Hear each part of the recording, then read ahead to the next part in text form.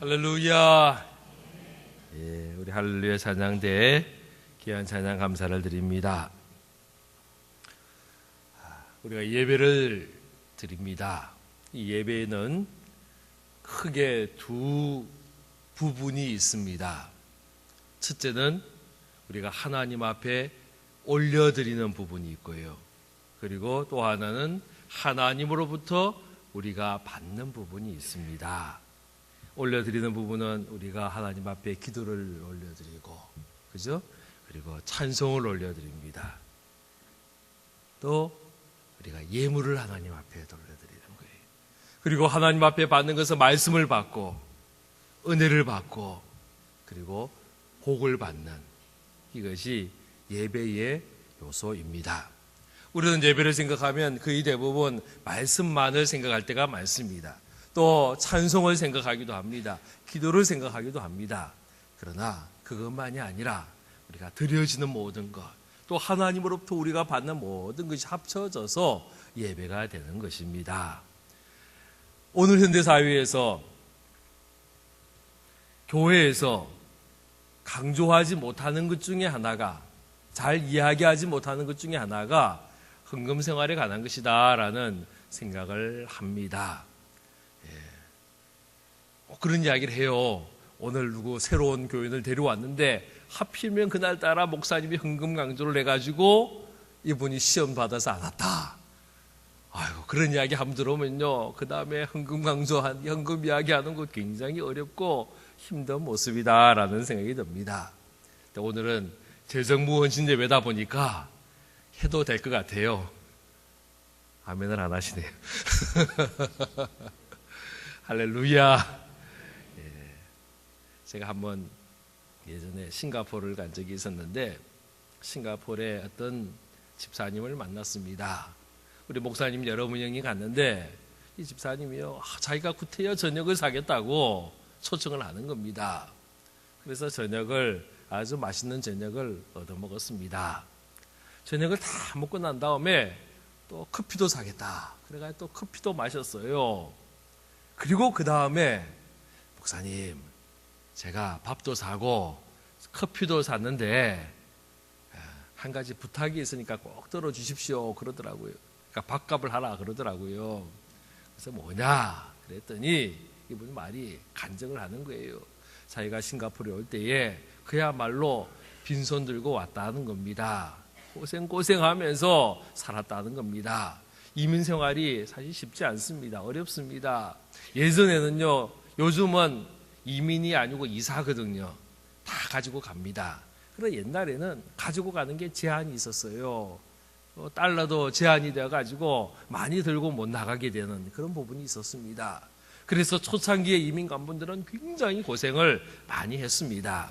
이분이 고생을 많이 한 거예요. 어렵게. 그래서 공부도 하고 거기서 직장생활도 하고 사업도 하면서 자리를 잡은 겁니다. 자기가 그렇게 힘들고 어려운 생활을 거쳐왔는데 그때에 자기가 꼭 한 게 있었다는 거예요. 믿음 생활하면서 교회 가면서 아무리 굶어도 어떠한 일이 있고 어려움이 있어도 본인은 11조 생활을 꼭 했다는 거예요. 시간이 많이 지나서 돌아보니까 하나님이 나에게 참 복을 많이 주신 것 같은데 아무리 생각해도 복 받을 만한 이유가 없는데 딱 한 가지 있다면 그래도 하나님 앞에 자기가 11조 생활을 그래도 열심히 했기에 복을 받았다는 생각이 들더라는 겁니다.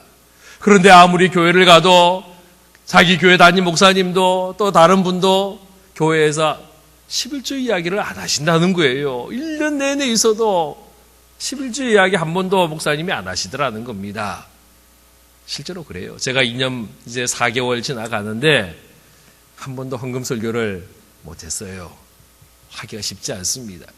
이분이, 이 집사님이 몇 명의 목사님을 놓고 설교 아닌 설교를 하는 겁니다. 목사님, 부탁이 있습니다. 이제 한국으로 돌아가시면 제 이야기 좀 해주십시오. 이게 밥값입니다. 제가 하나님 앞에 복받은 이유가 11조를 잘해가지고 복받았는데 왜 목사님들이 이 이야기를 안 합니까? 지금 성도님들이 하나님의 복을 받아야 되는데 왜 목사님들이 이 이야기를 안 하십니까? 제 이야기 해서라도 꼭 이야기 좀 해주십시오. 그러더라고요. 오늘 제가 밥값을 하는 겁니다. 할렐루야. 우리가 헌금에 중요한 원칙이 있습니다. 그것은요, 기쁨으로 드리는 거예요. 억지로 드리는 것이 아니라 자원해서 드리는 겁니다. 그러나 우리의 믿음의 선배들은 하나님 앞에 드릴 때에 힘에 지나도록 드렸어요. 적당하게 드리지 않았고 인색함으로 드리지 않았고요. 넘치도록 하나님 앞에 드렸던 모습을 보게 됩니다. 우리가 하나님 앞에 인색하면 하나님도 어쩌면 인색하면 큰일 나잖아요. 우리가 하나님 앞에 후하게 드리고 하나님의 후하심을 기대하면서 주님 앞에 드릴 수 있는 우리의 모습 되기를 바랍니다. 할렐루야. 사실 우리가 오늘 재정부 헌신예배를 드리는데 작년까지는 재정부 헌신예배가 아니고 헌당 재정팀 헌신예배로 하나님 앞에 이 시간에 헌신예배를 드렸습니다. 그러다가 올해부터 헌당 재정팀이 재정부로 합류가 되면서 명칭을 재정부 헌신예배로 하게 되었습니다. 그래서 오늘 말씀 준비를 헌당에 관한 말씀을 좀 더 집중해서 준비를 했습니다. 우리 교회가 역사를 봤더니 지난 2006년 8월에 교회 건축을 위한 시공 예배를 드렸습니다.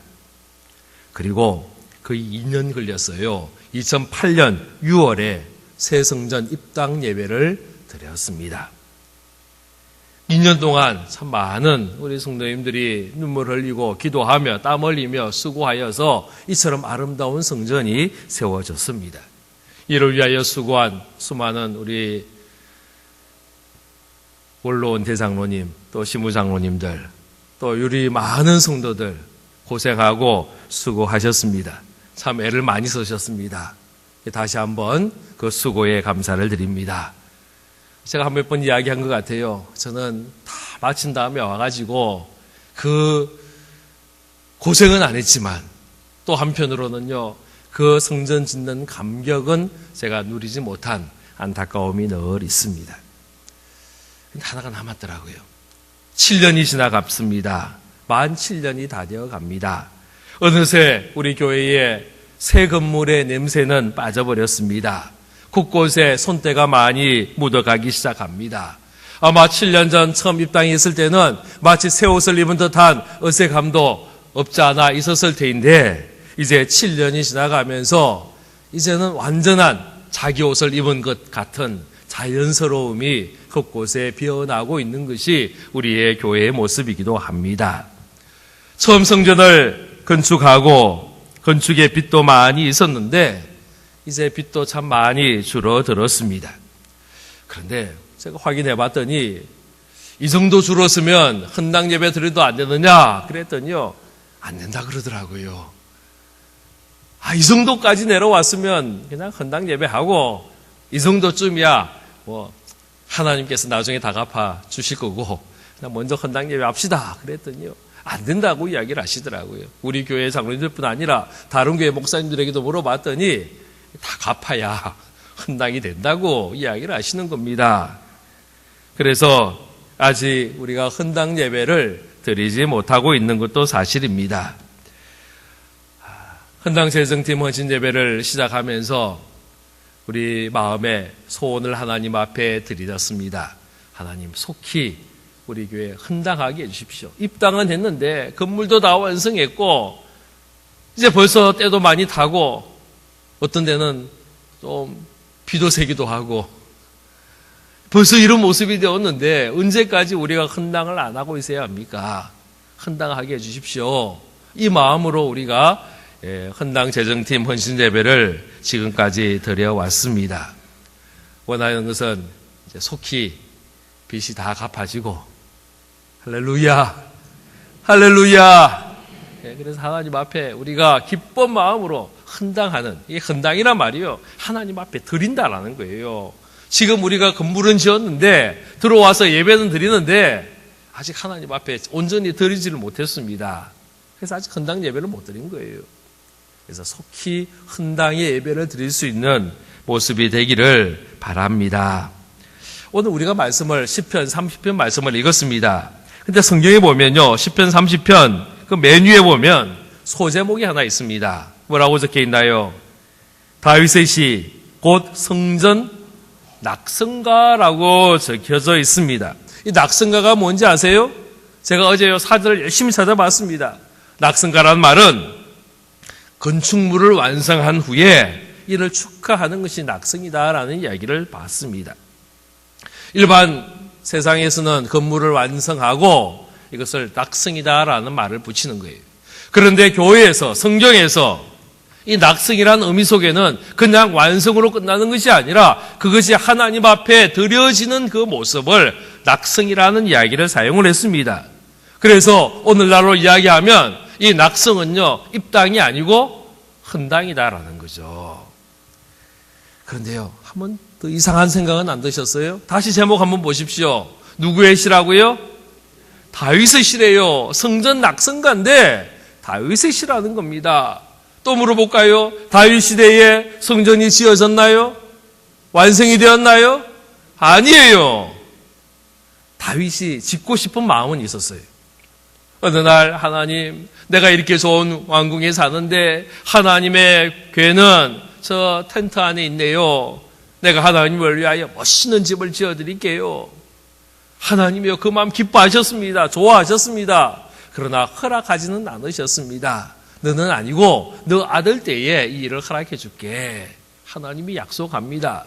그래서 다윗이 성전을 짓고자 하는 마음은 있었지만은 짓지 못했습니다.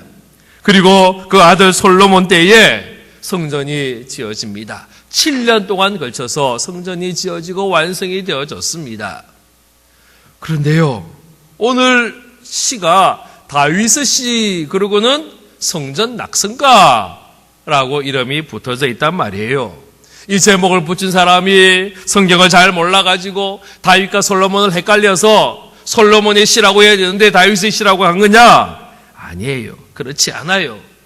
이것은 다윗의 믿음을 보여주는 시입니다.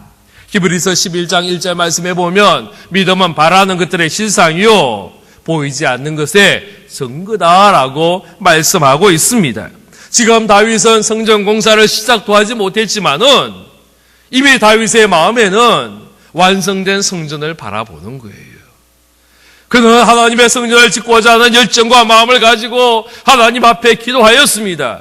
그리고 이미 하나님께서 아들 때에 솔로몬 때에 이것을 이루겠다고 약속하셨음에도 불구하고 다윗은요 준비를 다 해놓았어요.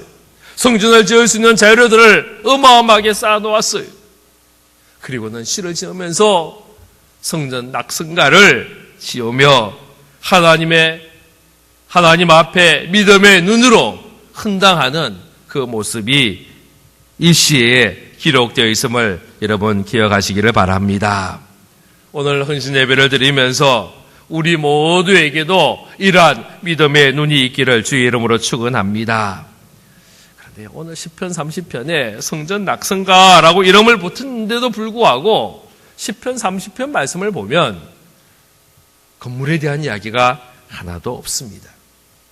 건물의 아름다움을 이야기하지도 않습니다. 성전의 웅장함도 이야기하지 않습니다. 도리어 10편 30편은 기쁨에 대한 이야기를 하고 있는 겁니다. 은혜에 대한 고백을 하고 있습니다. 감사를 드리는 겁니다. 저는 이것이 헌당을 기대하는 우리 모두의 마음이 되기를 바랍니다. 우리가 첫 번째로 기억할 것은 우리의 기쁨이 어디에서 오느냐? 하나님의 응답하심에 있다라는 것입니다. 지금 다윗의 둘러싼 환경은 별로 좋지 않습니다. 힘듭니다. 어렵습니다. 1절 말씀 보십시오. 많은 원수들이 있다라고 이야기합니다. 괴롭히는 자들이 있다라는 겁니다. 어렵게 하는 자들이 있다는 겁니다. 주께서 나를 끌어내서 하라고 그랬는데 지금 어디에서 끌어내느냐? 왕궁에서 끌어내는 게 아니고요. 좋은 아름다운 장소에서 끌어내는 것이 아니라 지금 어려운 환경 속에서 건져주십시오. 힘든 상황 속에서 건져주십시오. 3절에 보면 내 영혼을 소홀해서 끌어내어 나를 살려주십시오. 그렇게 고백하는 거예요. 지금 다윗이 어렵습니다. 힘듭니다. 여러 가지 힘든 상황이 있습니다. 그런데 이러한 모습 속에서 다윗은 하나님께서 도와주셔서 이기게 하신다라고 고백하는 겁니다. 2절을 보십시오. 여호와 내 하나님이여, 내가 주께 부르짖음에 나를 고치셨나이다 고백합니다. 하나님 앞에 기도하였더니 하나님께서 해결해 주시더라는 겁니다. 하나님이 고쳐주셨다라고 말씀하는 겁니다. 환경으로 인하여 낙심하는 것은 어리석은 자의 모습입니다. 여러분 늘 기억하십시오. 환경은요 언제나 어려워요. 환경이 쉬울 때는 없습니다. 우리를 둘러싼 환경은 늘 힘들고 어렵습니다. 세상은 우리로 힘들게 합니다. 어렵게 합니다. 아프게 합니다. 고민되게 합니다. 염려를 끊임없이 줍니다. 그러나 하나님께서 우리에게 이 염려와 근심과 어려움을 아예 막아주시는 것이 아니고 우리가 이러한 어려움을 당할 때에 이것을 이겨낼 수 있는 힘을 주시고 피할 길을 열어주시는 하나님인 줄로 믿으시기를 바랍니다.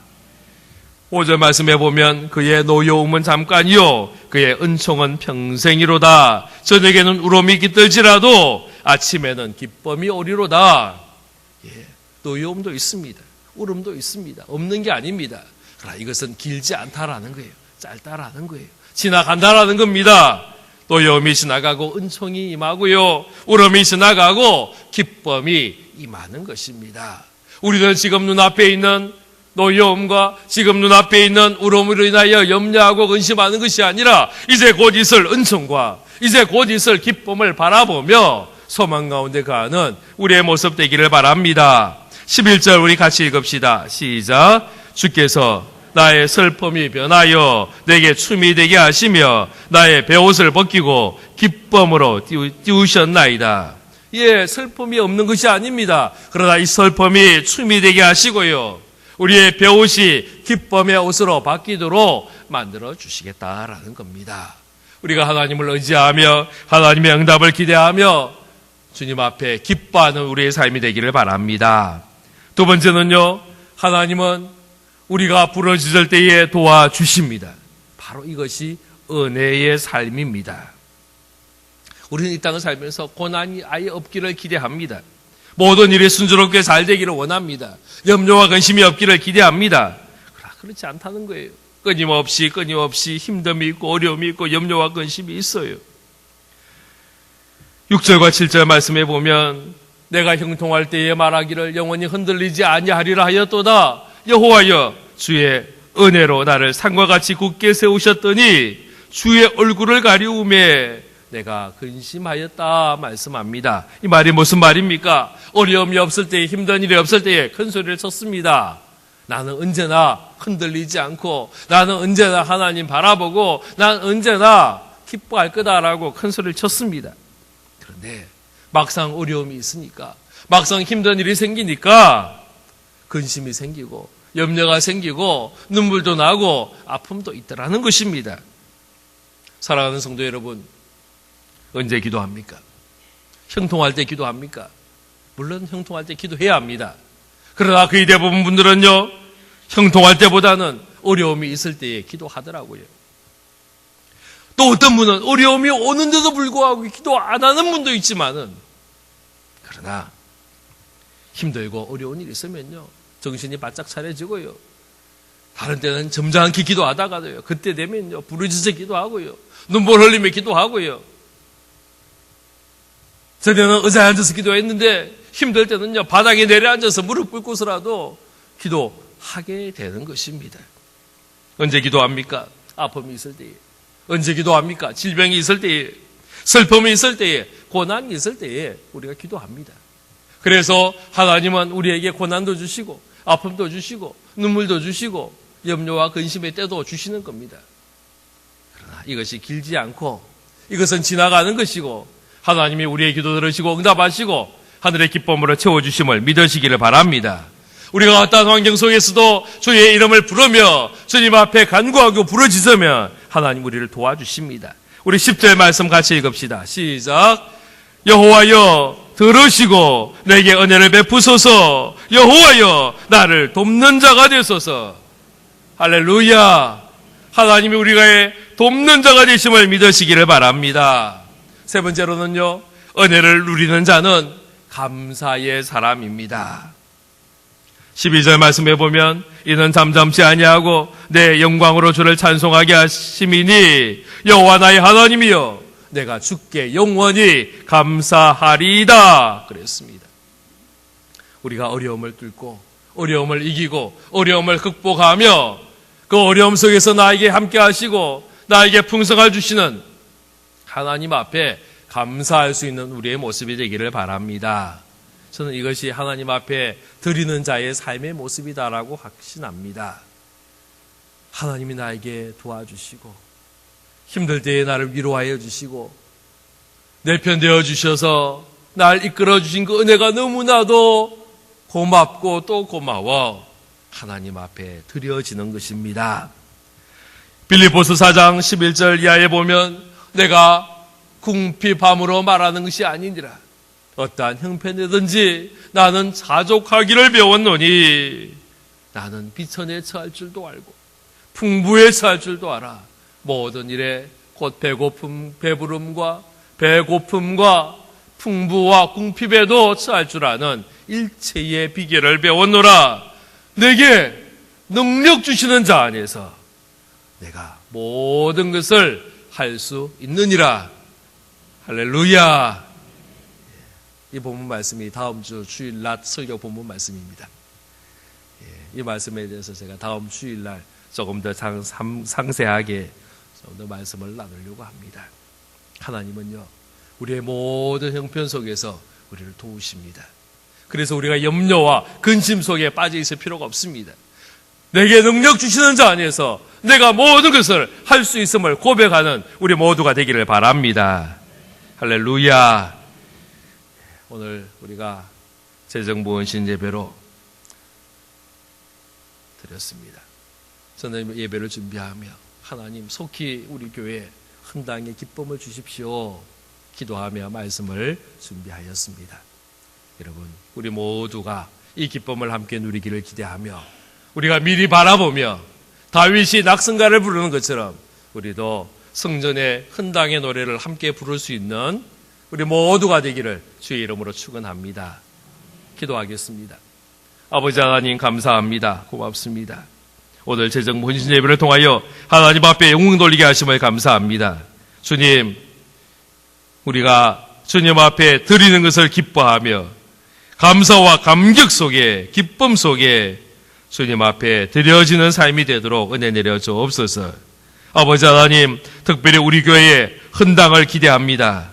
벌써 7년이 지나갔는데 언제까지 우리가 기다려야 합니까? 아버지 하나님, 속히 허락하여 주옵소서. 다윗이 성전에 낙성가를 부르며 기대하며 소망하며 기다렸던 것처럼 주님, 우리가 성전의 헌당의 노래를 부르며 주님 앞에 설 수 있도록 허락하여 주옵소서. 예수 그리스도 이름으로 기도하옵나이다. 아멘. 할렐루야.